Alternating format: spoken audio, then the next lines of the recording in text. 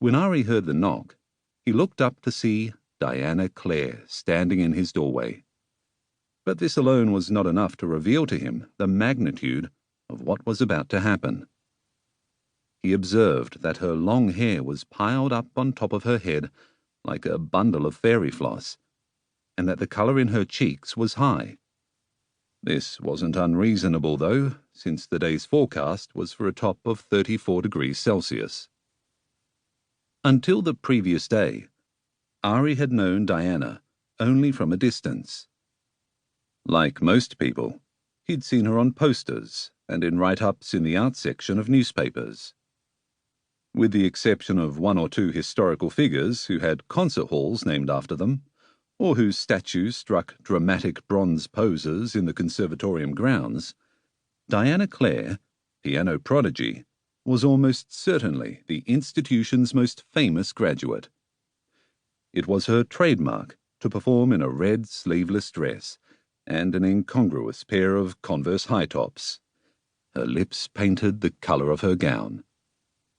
In the conservatorium's main foyer, there was a photograph of her playing, shoulders bare, expressive arms outstretched to the keys, head tipped back so that her ginger blonde hair poured down towards the floor.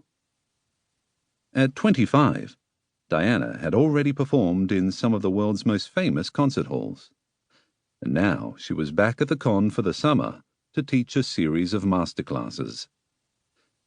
The task of setting up her computer had fallen to Arie, and yesterday, as he jogged up the stairs to the office she'd been allocated, he'd had such a clear mental picture of her that he was momentarily surprised not to find her in a red dress.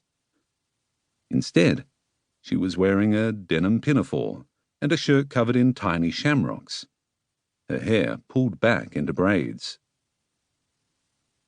In photographs, Diana Clare was glamorous, stunning, but Arie immediately liked the way she looked in person. Her face densely freckled, her hands surprisingly small, her fingernails cut almost to the quick, her eyelashes so pale they were nearly invisible. Still, Arie was nothing if not a realist. In school and through university, he'd been the guy all the girls described as totally adorable, meaning, of course, that they wanted him only as a confidant, a shoulder to cry on, and a handy target for their flirting practice. For the whole time he worked on the cranky old iMac in Diana's office, she'd been sweet and attentive to him. But Arie was wise to this behaviour. In his experience, women often behaved this way while they were getting their tech problems fixed. It meant they were grateful. It did not mean they were romantically interested in him.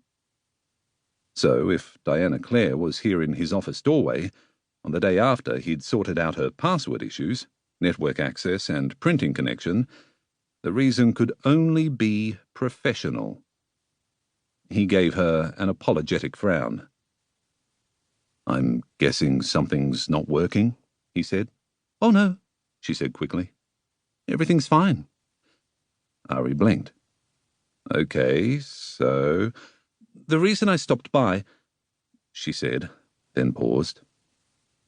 She took a breath and spoke again, all in a rush, "was to see if maybe you wanted to have lunch with me." Arie stared. This was Diana Clare, the Diana Clare.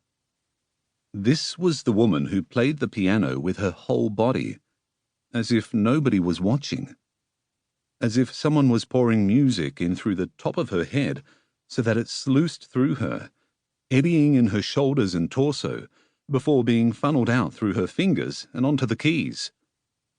And she had just suggested he go out to lunch with her. Was she asking him out on a date? Was that the correct interpretation of the situation? His impulse was to Google it, but she was waiting for an answer, which meant that he was going to have to coordinate some kind of functional connection between his brain and his mouth.